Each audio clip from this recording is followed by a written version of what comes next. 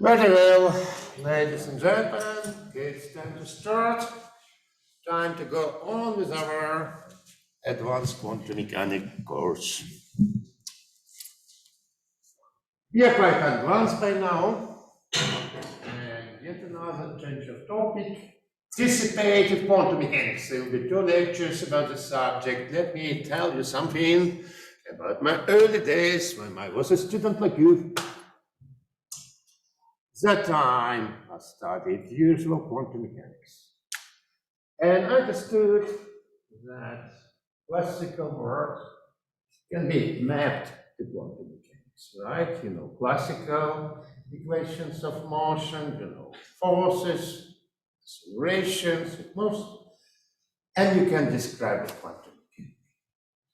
I also knew that friction is a very important ingredient of all classical equations of motion. We cannot imagine mechanics without friction. It would be actually catastrophic if there was no friction. We could not even walk if there was no such phenomenon. We would constantly glide upon any surface. Right. So I thought, and I formulated a question to my quantum mechanical teacher. So, we learn about oscillators and not atoms. How about friction? Oh, answered he. It is a subject of advanced quantum mechanics. Just wait a bit. I waited for a couple of years. I got the course of advanced quantum mechanics, and I was not totally satisfied. Look, what they told me is more or less the subject of 2 lectures ago, when we talk about radiative decay, about semi-golden rule, and understood well that it actually provides some dissipation. An atom in excited state can dump its energy somewhere. That didn't answer my question about friction coefficient, something which you can characterize the dissipation with. And that was indeed a problem in education of my age and in development of quantum mechanics by that time. Only like I was a PhD student, closer to the defense of my thesis, people finally paid attention to this problem and sorted out what is going on. The conclusion is also interesting from philosophical point of view. Perhaps you can jump to the conclusion. To describe the friction, which is a part of real world, one should necessarily invoke infinitely many degrees of freedom. So when we talk about simple system with only few degrees of freedom, it is necessary an abstraction. In the real world, everything is connected, and that was this is manifested at classical level as friction. In quantum mechanics, it means that any smaller system is necessarily connected to outside world to very many other degrees of freedom.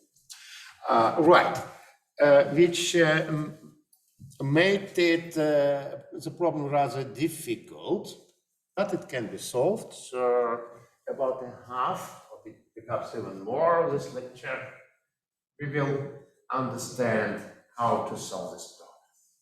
Eventually, we even solve it by 2 ways, and finally, we will understand how to quantize our old quantities, harmonic oscillator, but in the presence of friction. Oscillator which has some damping of its action. And in the end of the lecture, we look at some consequences of it in order to quantize it, we will compute quantum properties of the oscillator with friction. So this is the plan. And let me formulate first classical problem. Let me talk about classical damped oscillator. I will adjust outlining so that I can immediately use all these formulas. Of course, one can describe such a simple system in many ways. So how would I prefer to describe it? All right, first I involve Hamiltonian equations, right? You remember this, something for derivative of momentum, something for derivative of coordinate. Derivative of coordinate is momentum divided by mass. That would not confuse us. And derivative of momentum over time is a force. Okay, force for me consists of three parts. First of all, potential force.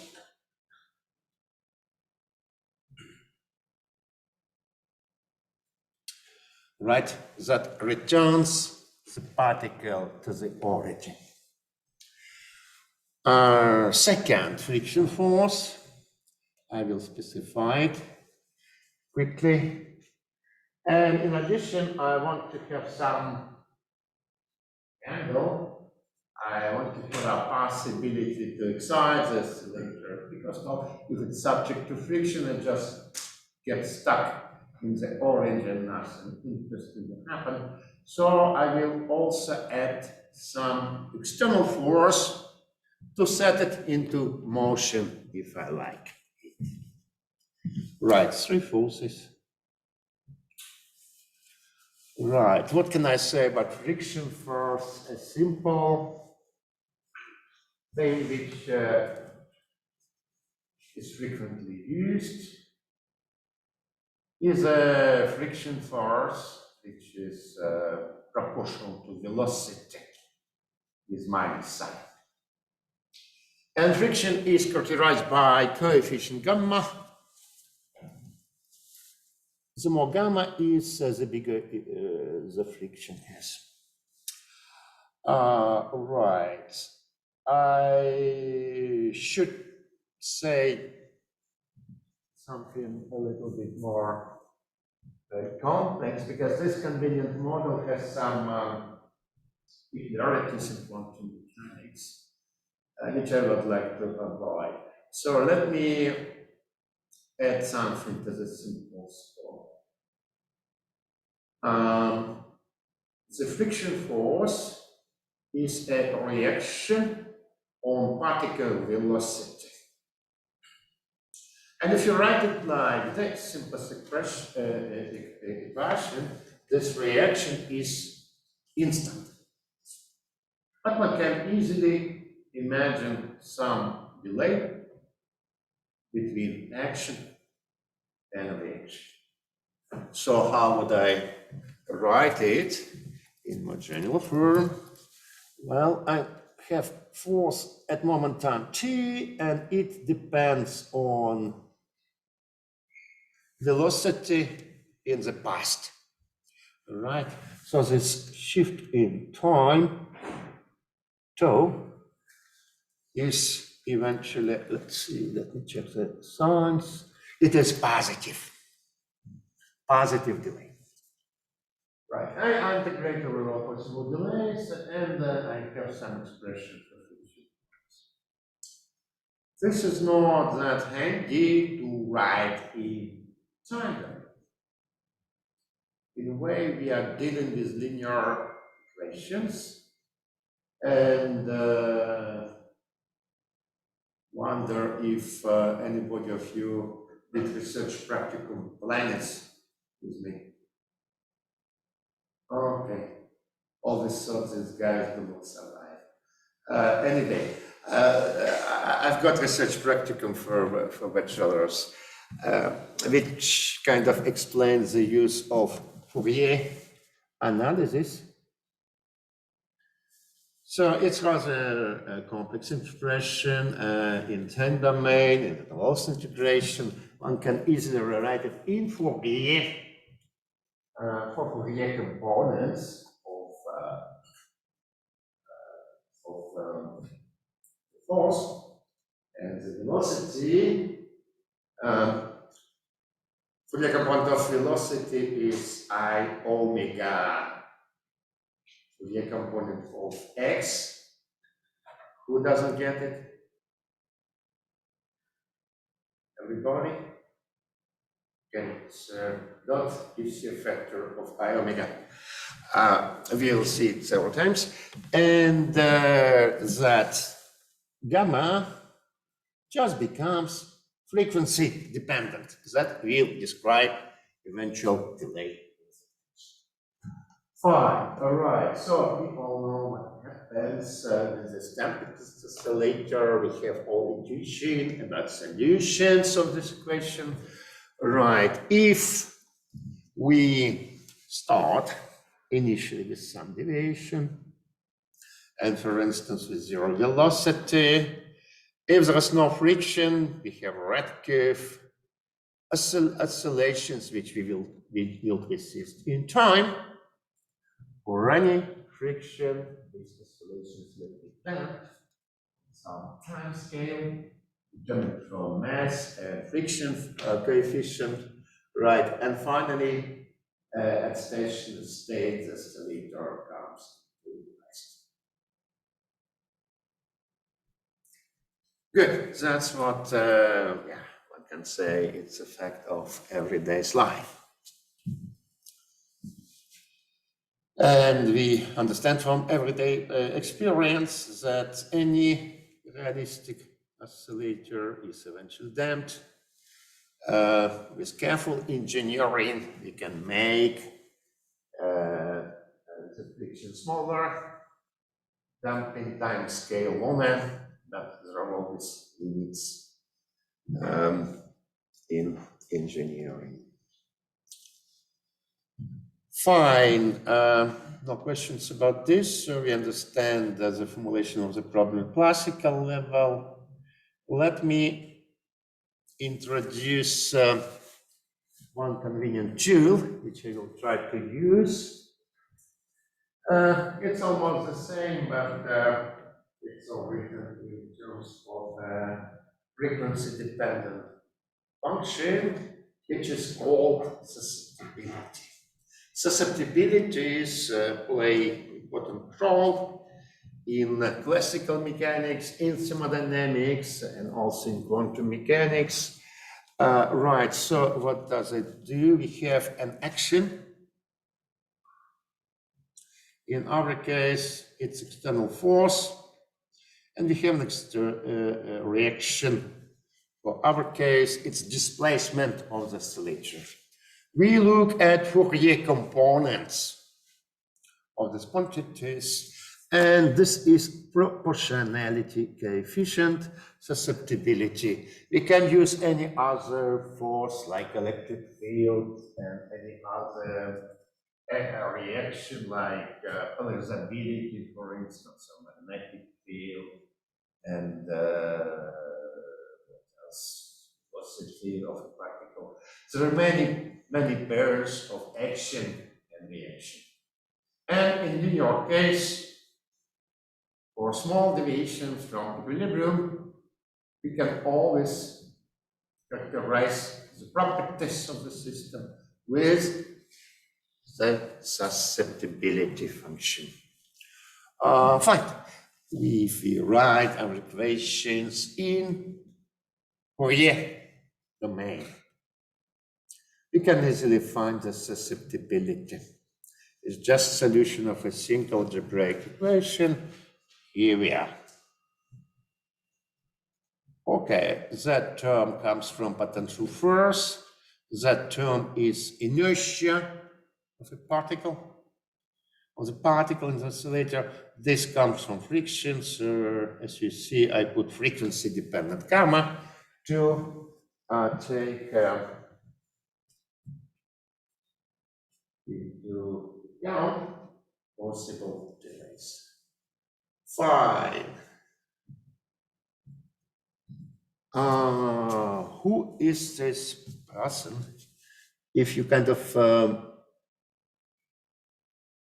attentive enough, you can read his name in my slide. But perhaps one just knows this reason from any other source.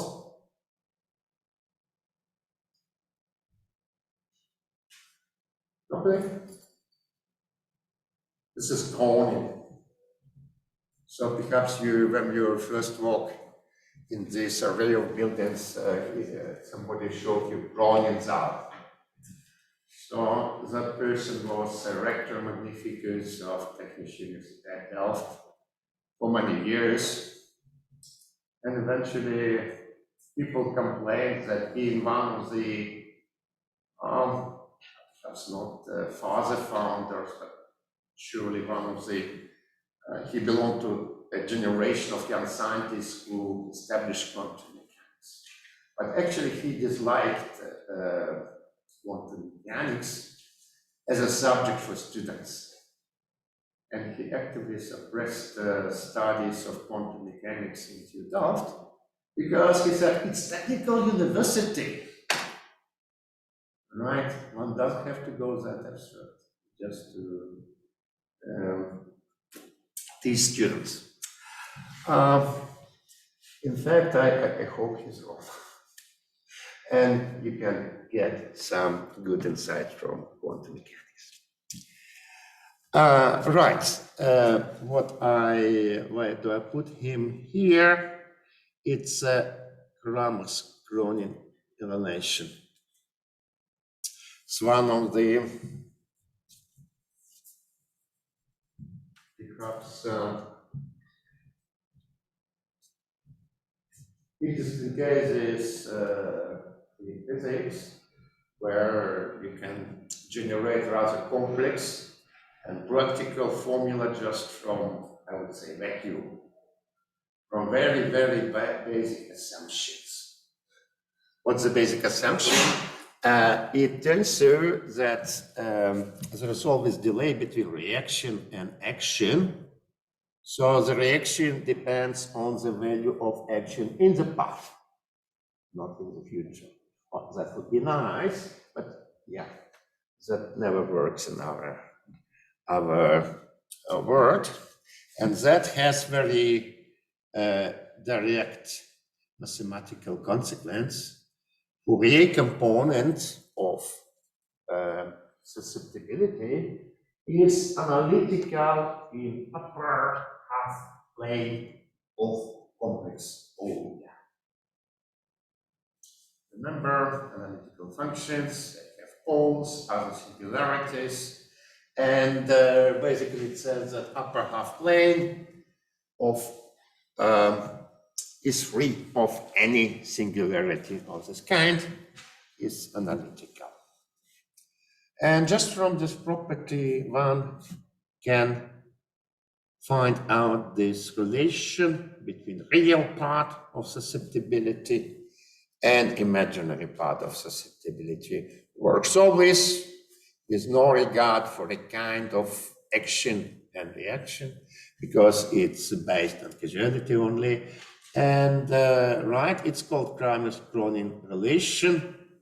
Usually it is applied in optics, where action is a cutting light, reaction is the light you see. Imaginary part is absorption in the medium, and real part is refraction coefficient. If you just put it very plainly, you don't understand how absorption it could be related to refraction, but eventually Kramers-Kronin relation sets this precisely. Okay, but for us it's just convenient tool to describe the oscillator, just a function of frequency. Good. At the next step, I'd like to mention that's not, of course, it's not only about mechanical oscillator that friction that play a role in any oscillator. So I will just rewrite everything for an electric circuit for an oscillator with friction that we have treated many times. Like in last lecture, I just only add the resistor. And with the resistor, one can have dissipation in the circuit, so oscillations will be damped upon time. What are equations I can make? All right, so the Q would be torch at the capacitor plates. Current will be, I will be current in the inductor. Let's see. So that's conservation of charge at the capacitor. And this is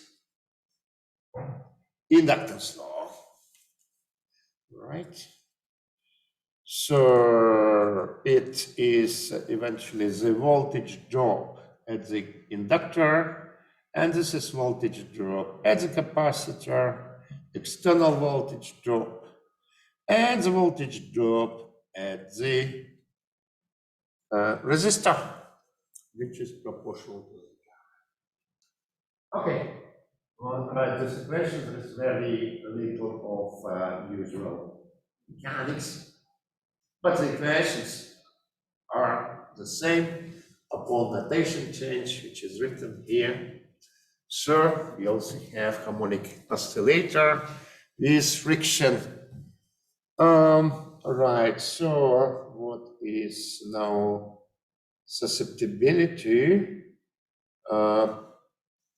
Look, we have here something like external force, external voltage. We can pick up a reaction, which is charge over here. So we have charge or current. I rewrite it for the current, right? I took the derivative proportional to voltage, so one can. So the susceptibility which I use differs only by a factor from frequency dependent conductance of the circuit. Fine. An example of electric oscillator.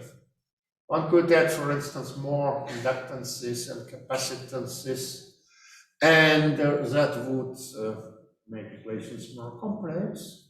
But everything can be incorporated into this frequency-dependent conductance.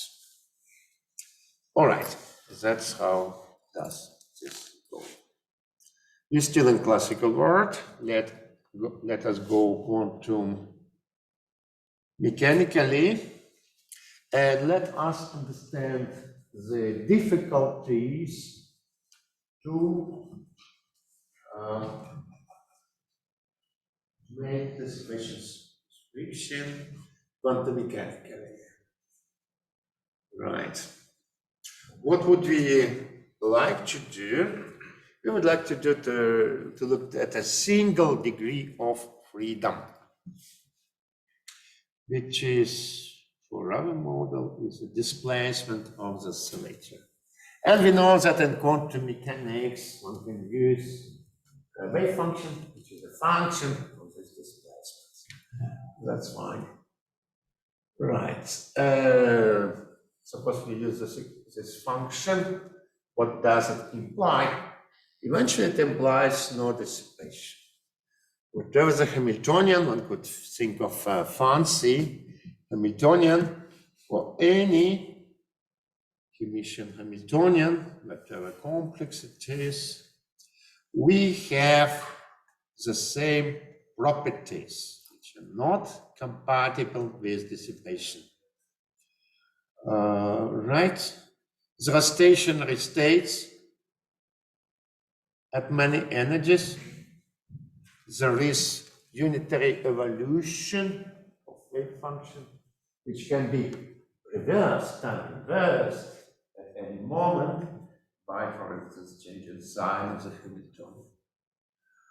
Right, that's the features which are compatible with classical mechanics without friction, but of course, absolutely not compatible with any dissipation.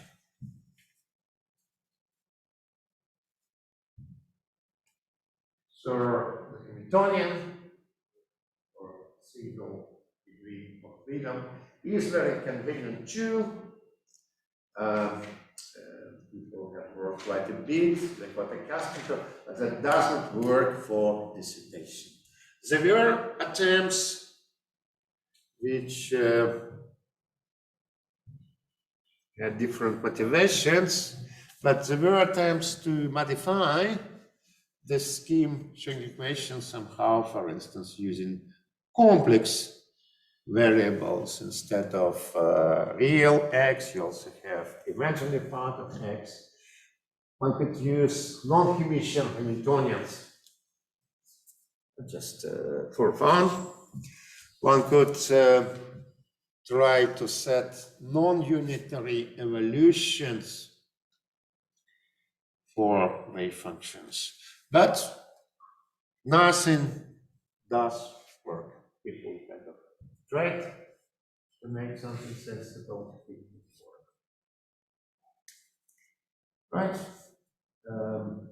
So there must be some other way to do this. What is the way? Okay, I have already mentioned it, and the answer is eventually suggested by classical mechanics. If we just look a little bit in detail and try to understand the macroscopic origin of friction.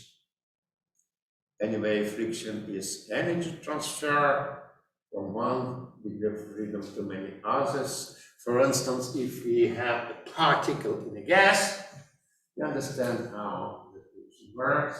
This big particle collides with molecules in this gas, interacts with those, and there are zillions of these molecules. And right, so formally, we are dealing with classical mechanical system with zillion plus 1 degrees of freedom.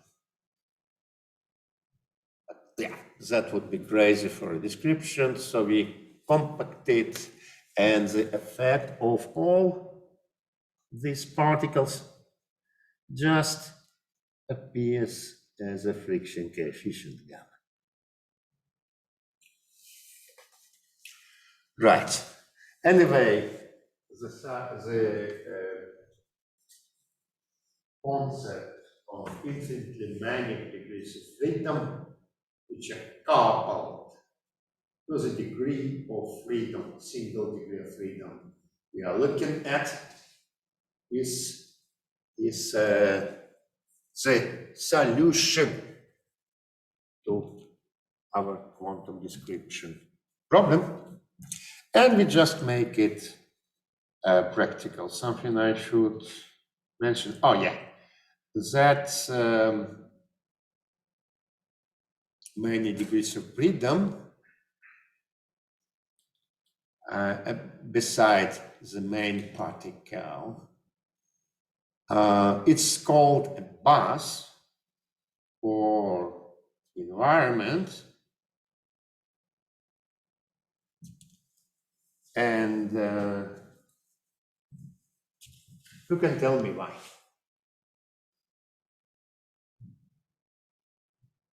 It is because of our analogy, right? Of goodness.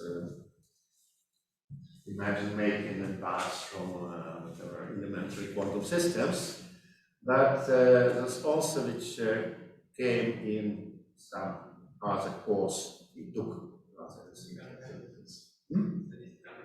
Indeed, statistical mechanics. There we also have small system which interacts rather slowly with outside world. For instance, to assume certain temperature. And kind of experimental setup for this, which can be used in the 19th century, is just to put this body into a bath with bath of certain temperature. That's how the name came about. Right, we call it this bath, or we can call it environment, because it's something which is around the particle, the damped oscillator, and we understand that we cannot really follow all zillions of degrees of freedom of this environment, right? It would be too much. Like in this room, we don't want to know the coordinates of each molecule of oxygen and nitrogen. We just want to know pressure, oxygen level, temperature. So the description should not depend on the details of this mass. All right, so let us go practical. Let us introduce the Hamiltonians and let us see how we can reproduce equations with each other. Right, good. So as most of Hamiltonians we use, these Hamiltonians, at least in homework and examination, it consists of 3 parts, right? First part, it's our oscillator without friction. P squared plus x squared that we looked at. Next to it, I've an infinite collection of bosons with modes labeled by k, with frequencies omega k, and there are boson creation relation operators, which also come in familiar form. So this is the base. In addition, I need to provide some interaction between mass degree of freedom and degrees of freedom of the mass. So that's what I write for the coupling.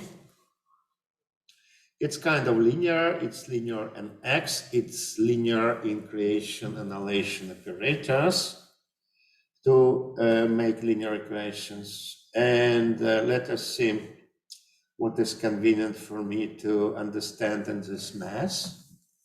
All that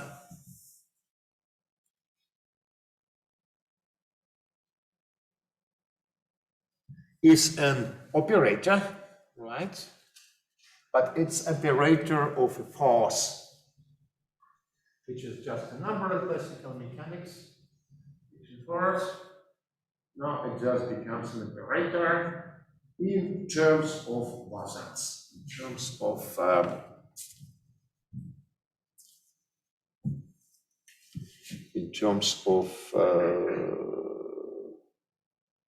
Bass degrees of freedom. The coefficients, well, I don't know yet. No, not at this moment. I just put some arbitrary coefficients, and we will see them, like which combinations of these coefficients will make sense. Okay, how can I deal with this? Best way, and it's one of the reasons we look at Heisenberg scheme. Best way to proceed is to write Heisenberg equations for all operators involved. In this way, we can keep the correspondence with classical equations of motion. Okay.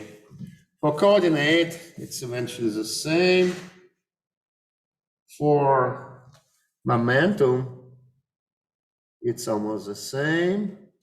apart from the fact that this operator is a superposition of creation and annihilation operators. And for each annihilation operator, I get the following. Right, remember how we derive it? We just make commutations of the Hamiltonian and corresponding operator.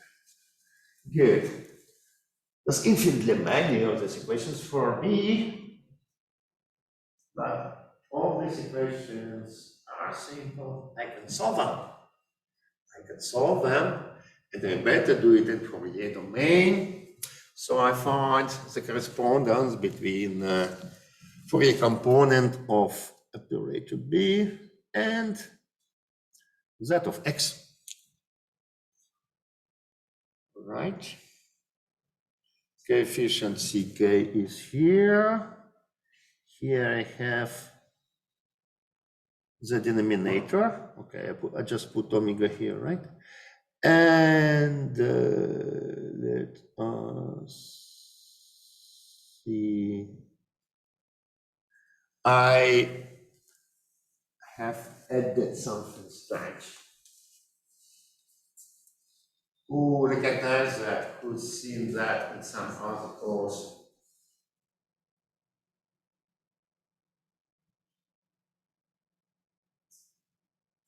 Complex functions is perhaps signal processing.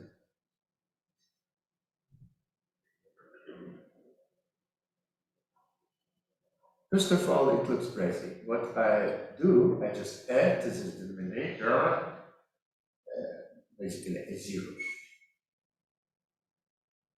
A small positive imaginary part. So eventually I can neglect it by any time when omega is not equal to omega prime. But there is a point when it becomes important. And it is chosen for the following. It is chosen to enforce causality principle. Only if I put this infinitesimally small imaginary part, the reaction will depend on action in the past. If I put really zero, it will depend simultaneously on past and future. If I put that small infinitesimal imaginary part with minus sign, it will depend on future, right? What I said is so many fancy words, it's just a property of Fourier transform of this function. Right, good. So we want to keep these things, small, infinitesimally small imaginary parts. And with this, we can solve for B. And what's important for me, I'm gonna substitute it here into expression for force. Then I'm about to be done. I expressed force, friction force, as a reaction on displacement operator. So all that becomes corresponding susceptibility. In fact, it would have been, should be friction coefficient. Okay. Yeah, that's what we go. Several steps to make along this road to make everything clear. Right.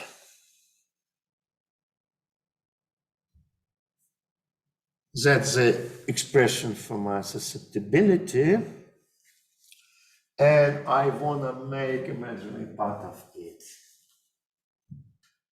And here, that's an important bit, Cauchy formula.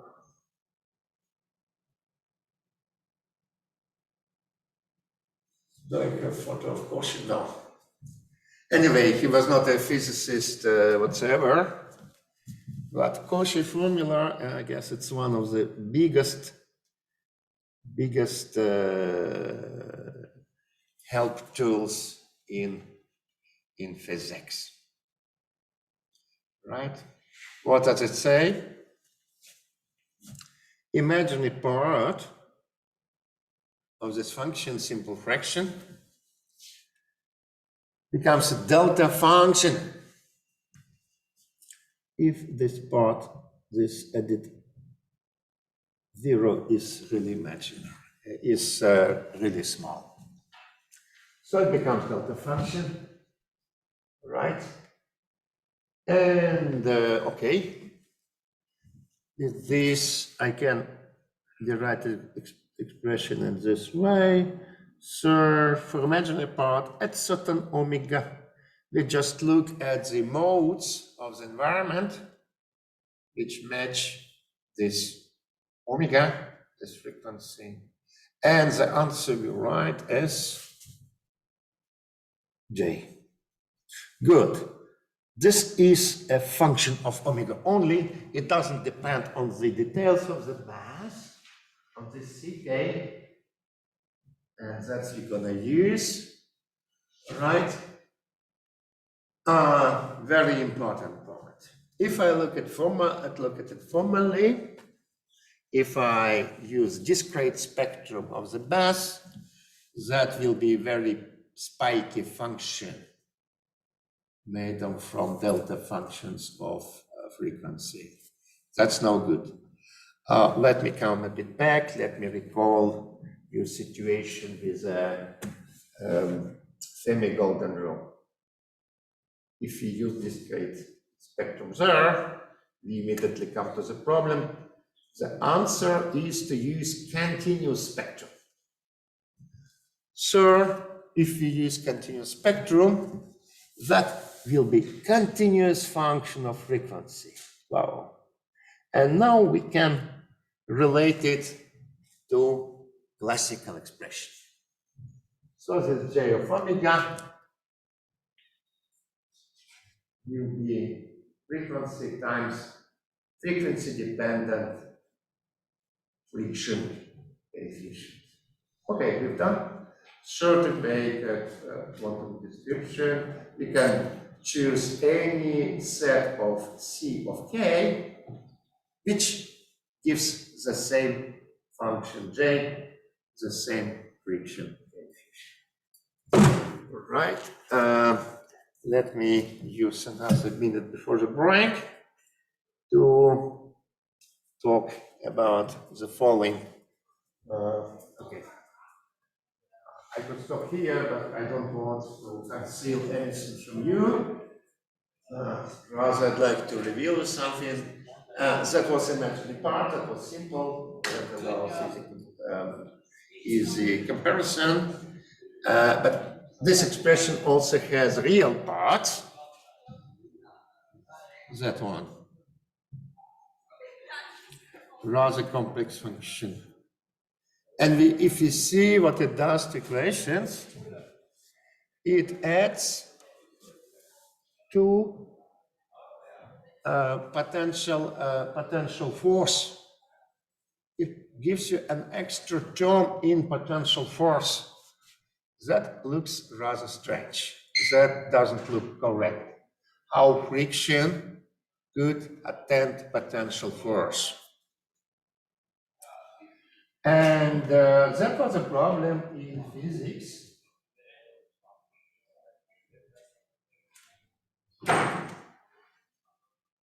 Also in quantum theory, somewhere in 50s of 20th century, and to deal with that, they introduced the concept of randomization. in quantum field theory comes with fancy contents which I don't want to describe here. Let's solve this immediate problem. Let us understand how we determine the potential, this coefficient alpha, the curvature of potential energy in practice. Well, we apply some force and look at the displacement. That's what we see, right? That's what we see. And it already contains this addition. So we don't have to take into account if we use coefficient alpha, which we really measure from experiments. While the initial alpha, which is a letter in our formulas, is not visible in experiment. In experiment, if friction is present, we see the whole thing. Right, and this is really time signature incorporated in these terms. So as you see in the randomization theory, the rest is called quantity which is normalized and which is seen in experiment. Bearer is something which is invisible, which people cover and don't usually reveal. This is because it's been discovered in the 50s, where Americans were rather strict, prudent person. If you came without tie in the campus, you will be thrown away by your fellow students. That has changed in the 60s, like in this country, to quite opposite behavior standards. So these words cannot be really involved, cannot appear in 60s. Good. Randomization, bear, the rest, this is dressed. We don't have to look at parts of this dressed quantity. That solves our problem. Okay, let's have 5-minute break, if you don't mind.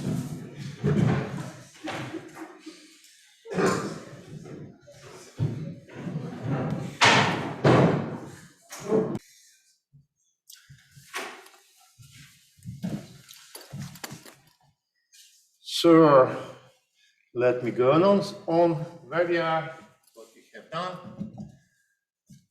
We formulated the Hamiltonian, where we have mass, we have single degree of freedom, oscillator without dissipation, and we managed to relate coupling coefficients to dissipation, basically, to friction coefficient. It's not one-to-one correspondence, but yeah, that would be enough for our purposes.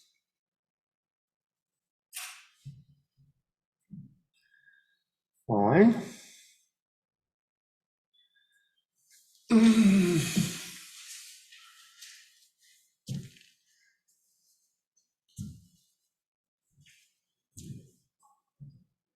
If I would have been living in 50s of last century, perhaps I would stop here.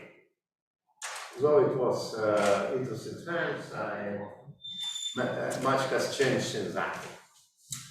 And now I wanna be more democratic. I wanna modify the formulation. I wanna give an alternative formulation which complies with all modern principles of inclusion, exclusion, correctness, whatever, which is democratic. Which is also nice from physical point of view. And how democracy is implemented in this contents, that degree of freedom which we paid so much attention to eventually sinks in a bus, becomes a part of the bus. There's a good reason for that, because oscillator is in fact a boson. There's plenty of boson degrees of freedom of the bus, so it's natural to join the collective, right?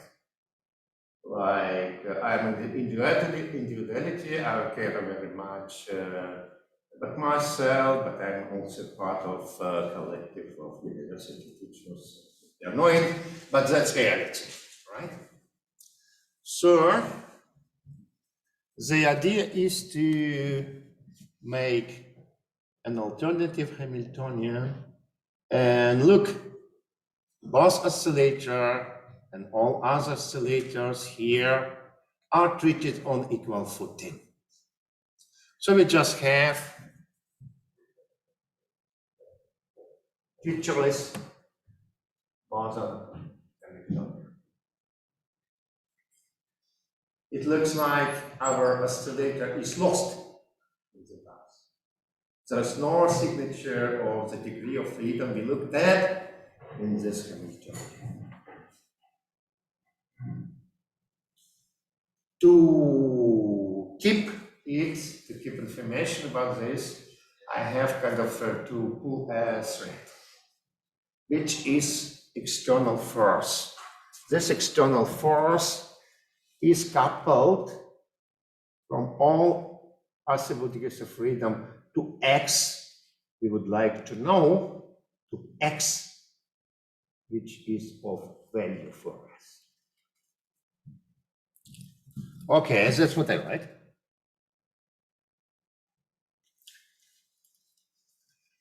And now, this x is a combination of bosons.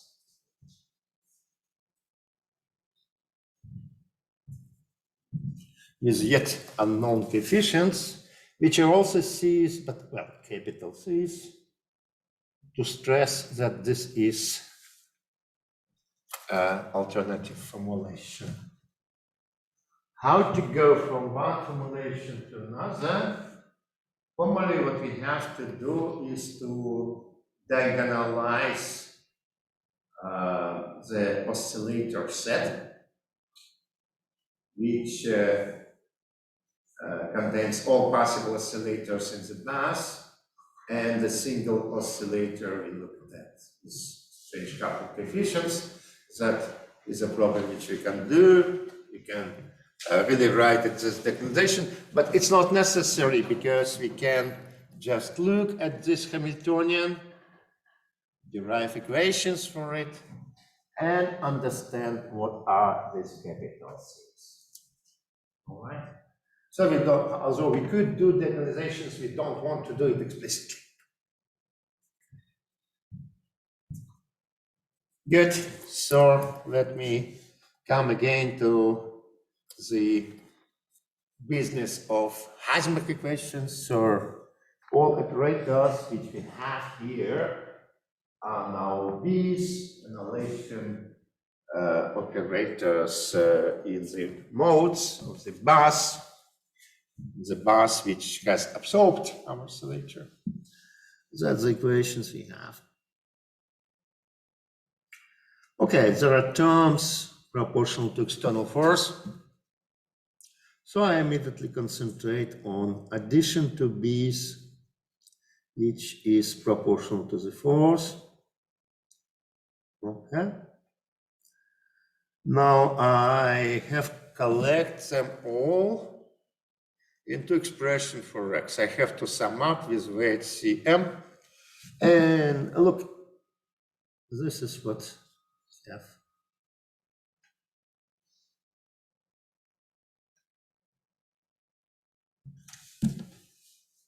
That expression has the same form as for friction, but now it has different meaning. Now it's called susceptibility reaction of X on the action on the external force. All right? So we recall the definition of the susceptibility. And again, it is fast and reliable to take imaginary part of this expression, which contains delta functions only with this imaginary part of the susceptibility related so to the letter C. Good. Again, we can choose letter C in many ways. As far as this formula is satisfied, our choice is correct. That's how it does not depend on details. Good, so we've done it. Now we can adjust our scheme to any susceptibility, including the susceptibility of our harmonic oscillator with friction.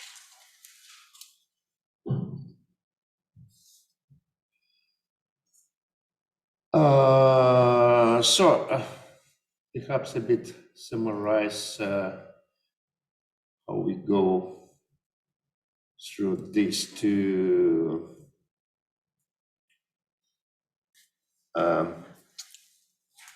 alternative ways to approach quantization. In any case, the solution should involve infinitely many degrees of freedom. In any case, we have a bus, and then there is a fork between two different ways. We can keep our oscillator next to bus, consider coupling like this, and investigate the properties of friction force as a reaction on the displacement of the oscillator. In this case, we need to compare the descriptions which we derive quantum mechanically with classical value of friction coefficient.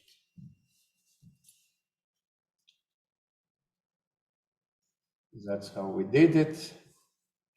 All right.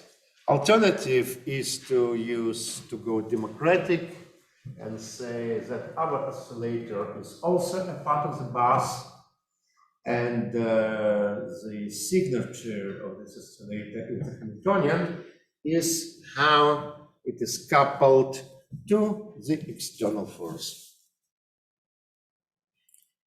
Right. Then this operator we look at is presented as a linear combination of bus operators. And looking at the question of motion, we can find the relation between coefficients Cm and imaginary part of the susceptibility. Thereby, we have one-to-one correspondence between classical problem restriction and quantum Hamiltonian. It's infinitely many degrees. Fine. Let's do something practical. Let's exercise with the schemes which we have obtained. What I want to talk about are time-dependent fluctuations. of something. Since we look at the oscillator, let us look at the fluctuations of the displacement. Good. So, first of all, what I would like to compute is something like frequency-dependent noise.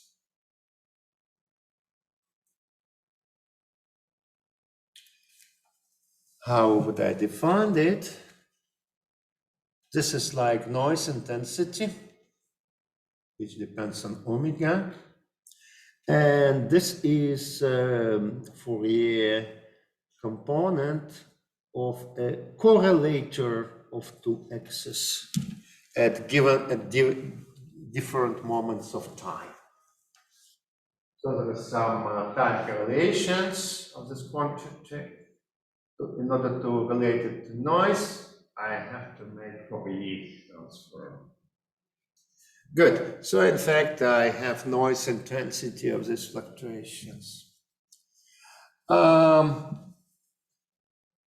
Here, I have to take into account that operators x at 0 and x at t generally, like quantum mechanical operators, do not commute. So I have to take proper care of ordering. I stick to symmetrized order. If I do it for classical variables, the order does not matter whatsoever. Fine. So I want to use the last scheme, democratic quantization. Then I know that x of t is a large collection of bosons. Time dependence of each boson operator is fixed, it just oscillates with corresponding frequency.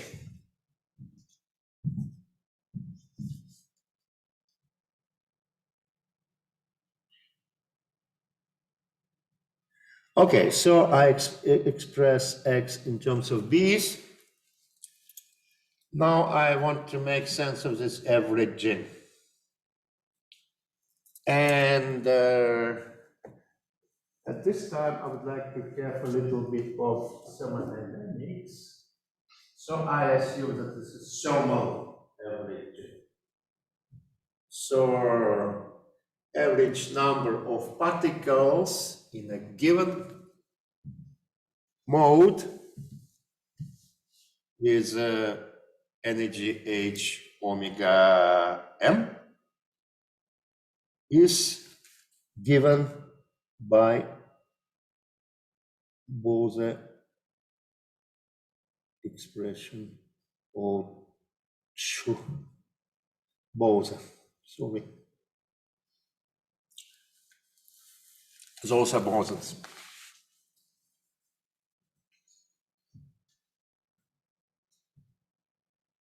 Okay. Thermal equilibrium. Sorry, almost done with the derivation of formula for thermal equilibrium. All right, let's look at the technicalities. What we have to do.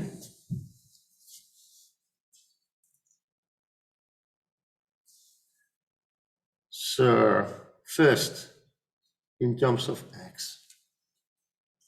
Now I substitute x in terms of b's, time-dependent b's.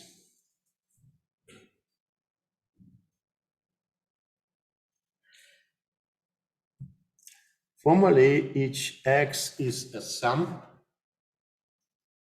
Two x's would give me double sum. But in this double sum, I have left only terms with the same boson modes. Why is it so? Because if I take average over different boson modes, I got 0. So instead of double sum, I have a single sum. Right, coefficient Cm nicely come into squared. Both operators. Now I put it explicitly in time, integrate over time. So look what I have. I have contribution of all the modes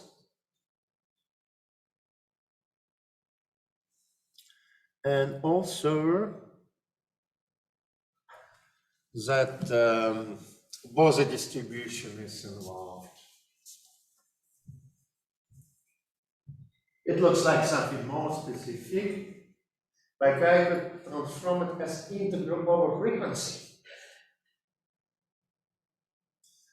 And if I do so, all the C's are combined into the imaginary part of the susceptibility. And what comes from Bose distribution is that funny function of frequency and temperature. Contact hyperbolicus. Let me remind how does it look like. It is even function of frequency. Sorry, odd function of frequency. And it looks something like that. It's 1 over x here, and it saturates at large frequencies. Have to mirror this. Okay, something like that. Good.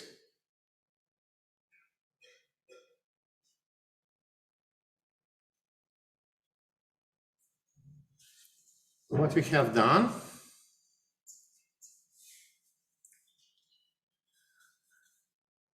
we have discovered what is used to be called, fluctuation dissipation theorem. All right, which is due to Cullen and Welton, again, beginning of 50s, which used this long combination of words throughout the article. They say they did it in a hope that anybody would memorize this long combination of words, and it would be only Cullen-Welton theorem. And indeed, you can see in literature that's called Cullen-Welton theorem.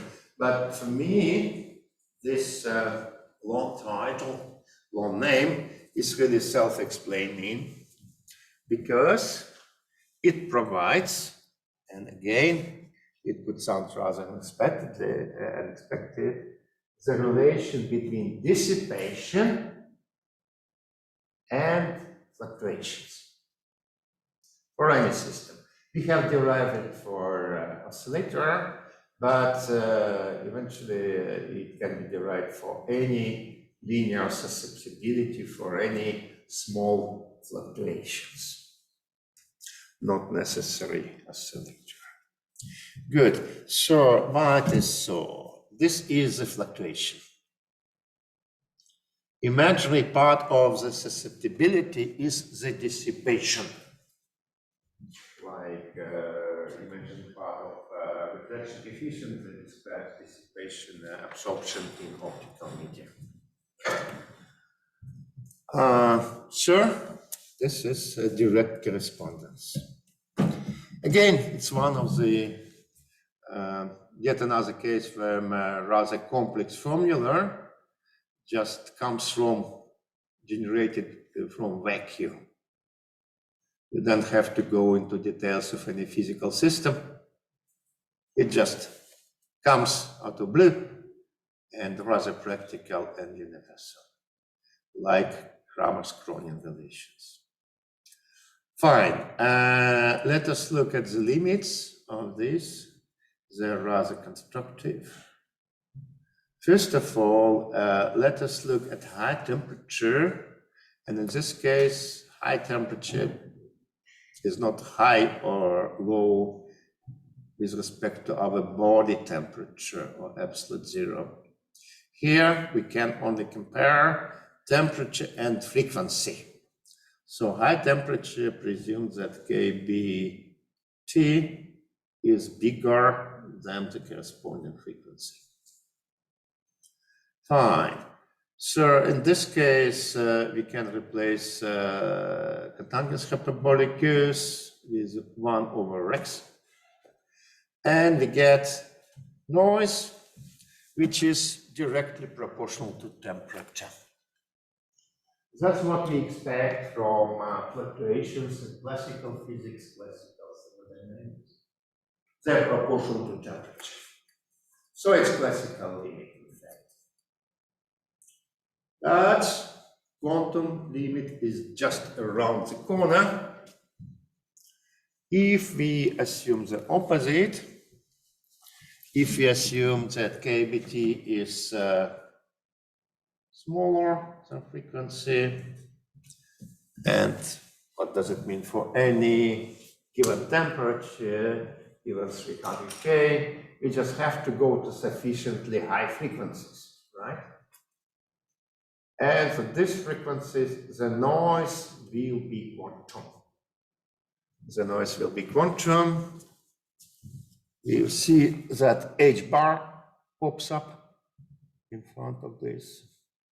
And this is just modulus of imaginary part of the susceptibility directly related to the dissipation. Good. So fluctuation, dissipation theorem, Cullen-Belton construction. One of the examples of the technique which we have developed.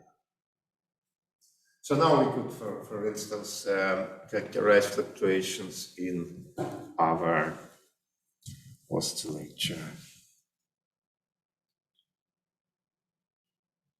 But I'd rather, since fluctuations more like thermodynamics, and we are quantum mechanical, I'd rather look at something which we know as a fundamental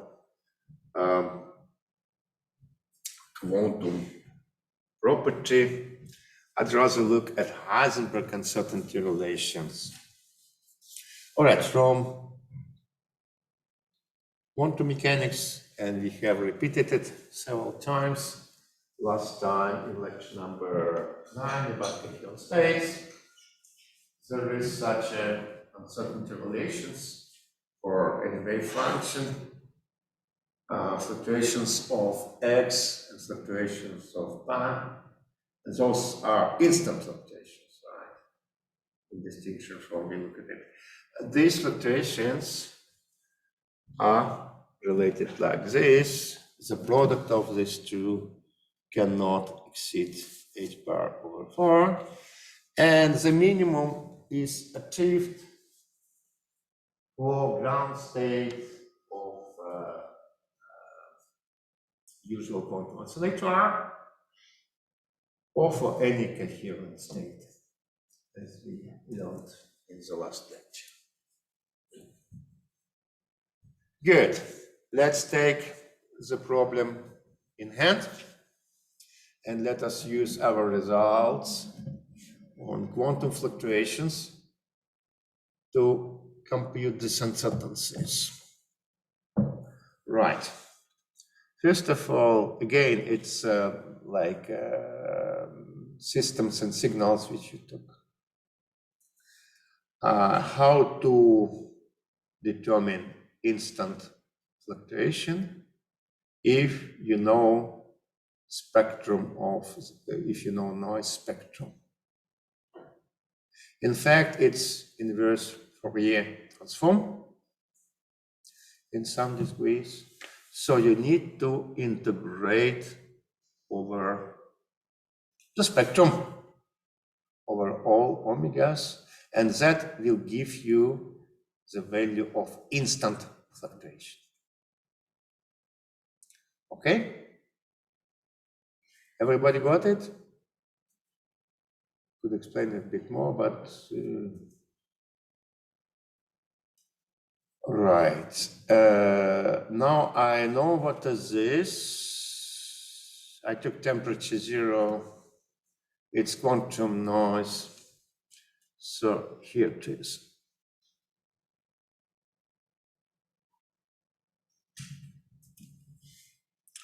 So if I know susceptibility and I do know it for our oscillator, I can compute fluctuation of x. Fluctuation of momentum that we did not do directly. We did not look at, we didn't express momentum in terms of bosons, but I can play a simple trick with that. I do remember that in any case, x is pi over m. So I just rewrite it in frequency domain.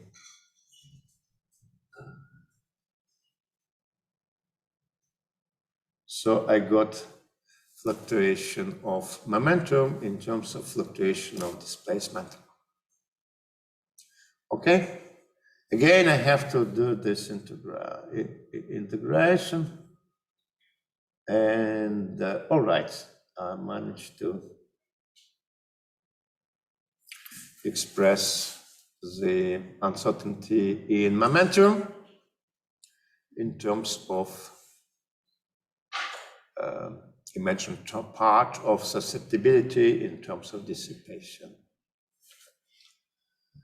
Okay.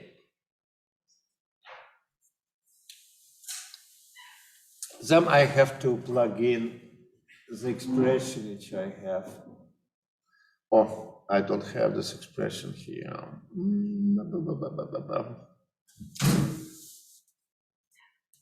I presume you still want to see it. It was in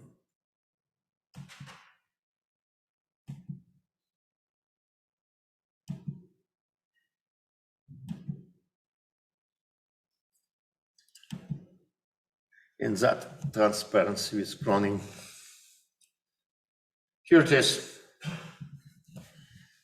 That I want to plug in completely classical expression.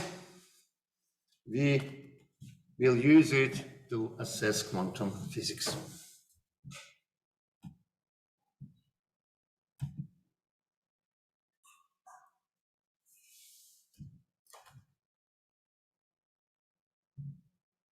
Good. So that's rather cumbersome, but straightforward integration. It is good to introduce, as always in physics, some dimensionless parameter, which is in oscillator physics is called inverse quality factor.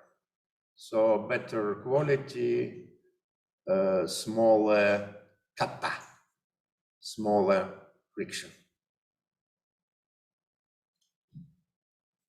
Kappa is just a number of cycles in oscillator, how many cycles can it make before damping. Right. And these dimensionless expressions can be done in terms of inverse quality factor. For x, it goes automatically. If I look at fluctuation of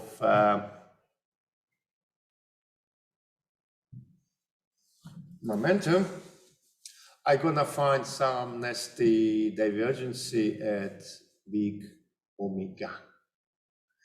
That comes from what I told you in the first transparency, when I told about frequency dependent coefficient, friction coefficient, right? So here we have encountered the problem which I have solved in the first transparency. I need to have some delay, some cutoff frequency, and if I take it, the integral will make sense. Right, it's only logarithmical dependence on cutoff frequency, so it doesn't introduce any new parameter. Right, it's just expressions. So let me look at it. I will try to zoom into this figure without crashing my system.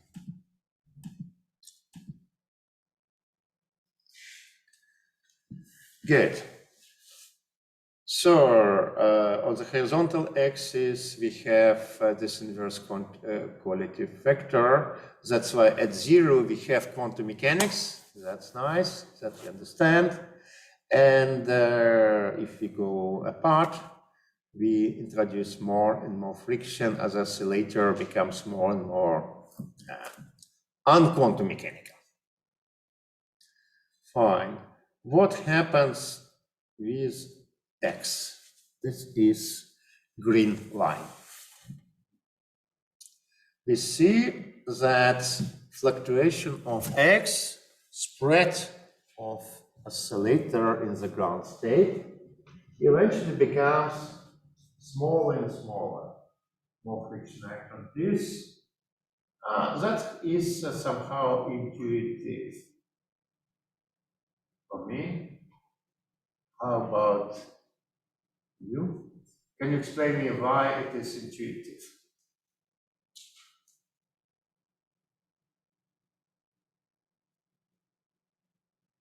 It's more limited. It's more limited. Yeah, one can say so. The spread is due to zero motion of this oscillator, and friction inhibits any motion. Right, so it's natural that this becomes smaller. As to uncertainty in momentum, it becomes larger and larger.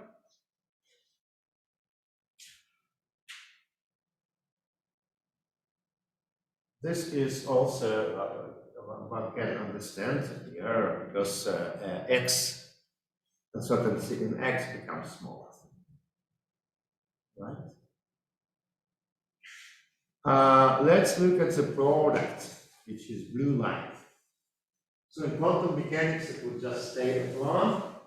Now we see that it still increases. It doesn't increase much. In fact, it's proportional to the log which we have.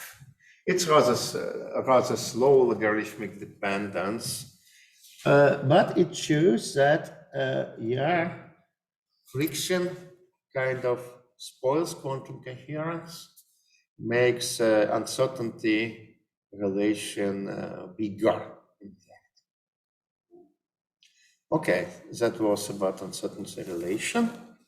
That's something which can compute with this new scheme. Let us look at a little bit more details.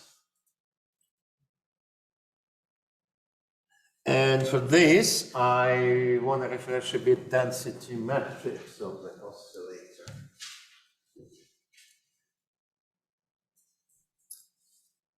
As we remember, there are two ways to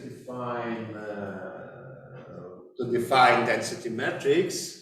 One could either look at statistical mixture, or one can define it as a kind of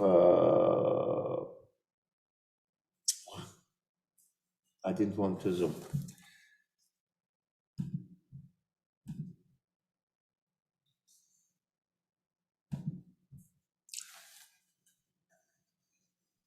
We defined it as a partial trace. What does this mean, this partial trace? There are some degrees of freedom I want to look at,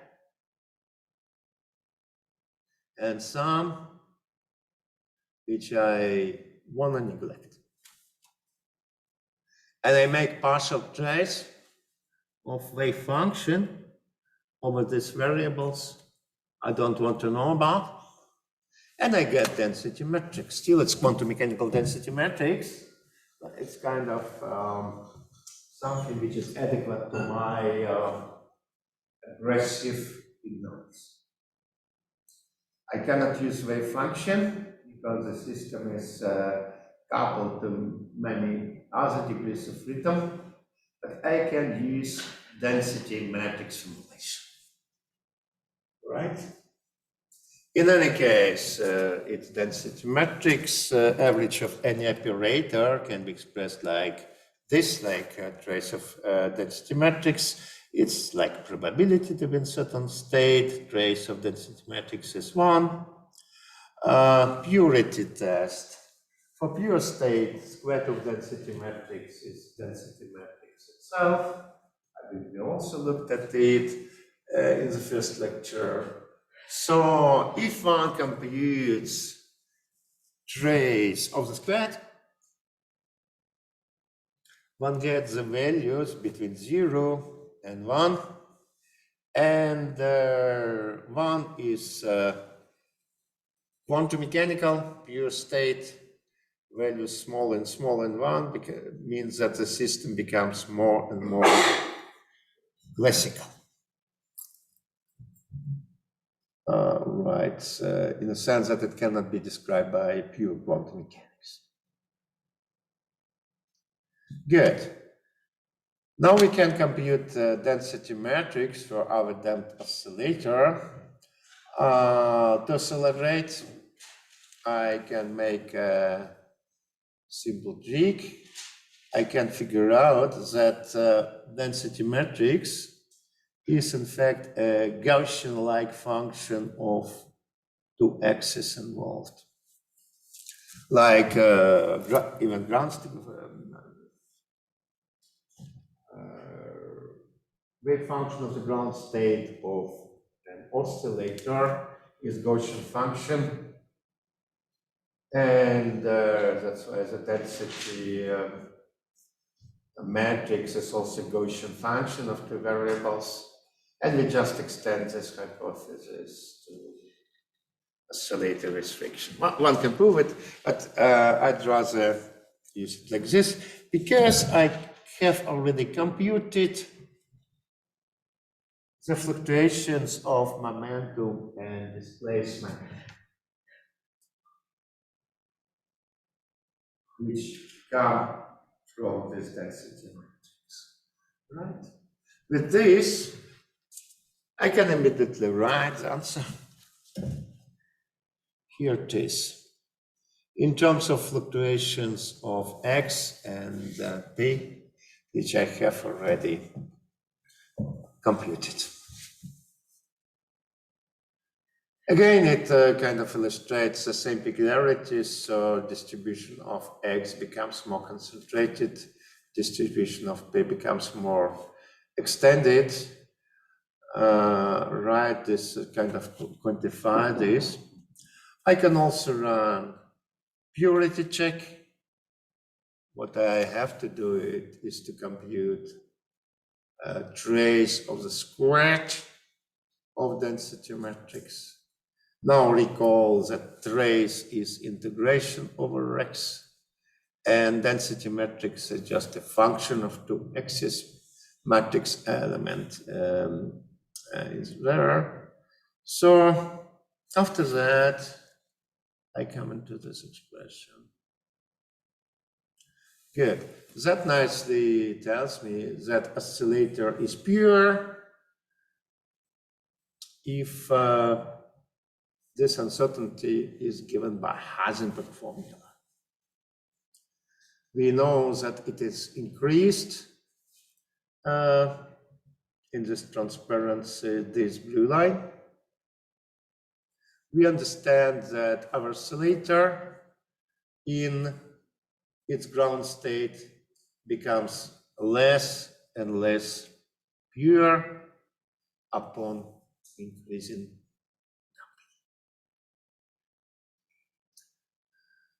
which means that it departs further and further from single degree of freedom quantum mechanical description.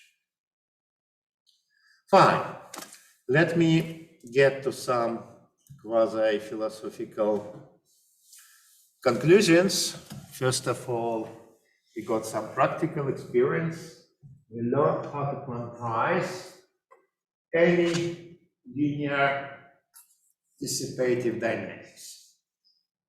We've done it for oscillator restriction, but we use it in rather general terms, in terms of susceptibility, right? Which means that we could take any dissipative dynamics, even field theory, whatever restriction. It's just the number of oscillators we have to take into account. We learned quite a bit. Right. One could get scared with the fact that we deal with many degrees of freedom, but, well, in fact, we understood that for linear systems, it's a piece of cake. You just have very many equations, simple equations of the same structure, and we can solve them. Right. The conclusion, practical conclusion, we not only understand it in philosophical terms, we understand it in practical terms, that realistic quantum mechanics is friction necessary, involves many degrees of freedom. What does it mean? It means that all this book with a cat, which I suppose we still have, I hope you can't throw it away, it's an expensive book, is all nuts. It's about an abstraction. It's a useful abstraction, very good theoretical tool, but it is still in an abstraction. In fact, by talking about quantum mechanics, by talking about ideal quantum systems, which can be described by string equation, we are either ignorant or arrogant, right? Either we don't understand what are sources of dissipation, or we are arrogant to disregard those. But usually these two qualities frequently go unpunished. So we can have whatever qubits, quantum technology, just making careful engineering, isolating quantum systems from outside world, as good as possible, using quantum correction systems. Okay, it is a part of philosophy, but also a great deal of practical engineering, which they do at PTech in different places in Poland and all over the world. Good, I think I come to the end. Any questions? If not, then thank you for your attention.